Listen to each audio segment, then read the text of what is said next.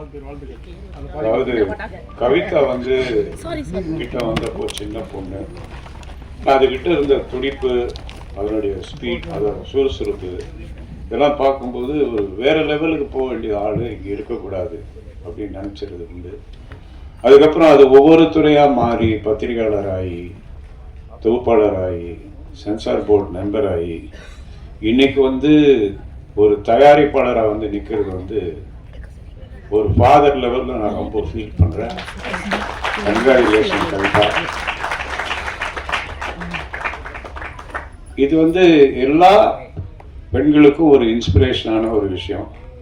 இந்த ட்ரெய்லரை பார்த்தோம், வெரி இம்ப்ரெஸ் ஃபிலிம் மேக்கர்ஸ் ஒரு இம்ப்ரெசிவான ட்ரெய்லர் பண்ணியிருக்காங்க. நல்ல கேமரா, நல்ல எடிட்டிங், நல்ல மியூசிக், நடித்த சத்யா, இவங்க கூட நடித்த எல்லாரும், இவங்க எல்லாருக்கும் என்னுடைய வாழ்த்துக்கள். ரெண்டாவது, இதில் வந்து இந்த படத்தை வந்து சக்தி ஃபிலிம் ஃபேக்ட்ரி ரிலீஸ் பண்ணுறேன்னு சொன்னாங்க. அவர் நார்மலாக வந்து எல்லா படத்தையும் வாங்கி ரிலீஸ் பண்ண மாட்டார். அந்த படத்தில் ஏதாவது கண்டென்ட் இருக்கணும், இல்லாத விஷயம் இருக்கணும், வியாபார ரீதியாக அது மிகப்பெரிய வெற்றி அடையும் அப்படின்னு தோணுனா மட்டும்தான் அந்த படத்தை பண்ணுவார். அந்த லெவலில் இந்த படத்தை அவர் பண்ணியிருக்காருன்னா அந்த படத்தில் வந்து கண்டென்ட் அதை வந்து விரும்பி அவர் ரிலீஸ் பண்ணுறாரு. அவர் நினச்ச மாதிரி இந்த படம் மிகப்பெரிய வெற்றி அடையணும்.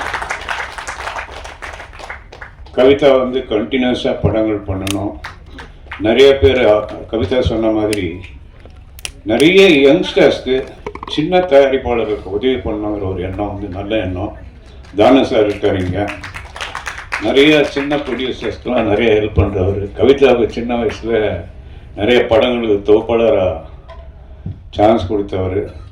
அதே மாதிரி ஒரு இன்ஸ்பைரிங் டைரக்டர், ஆக்டர் யாருன்னா பாக்கியராஜ் சார். நாங்களாம் சின்ன வயசில் அவருடைய படங்களை பார்த்து இன்ஸ்பயர் ஆனது உண்டு.